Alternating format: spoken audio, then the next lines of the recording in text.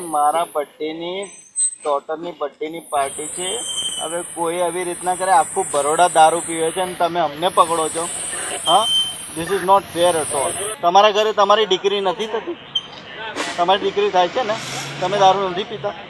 જેવો છો ને, આખું બરોડામાં હાઈએસ્ટ દારૂ વેચાય છે. આ લોકો ક્યારે ત્યારે સોઈ જાય છે.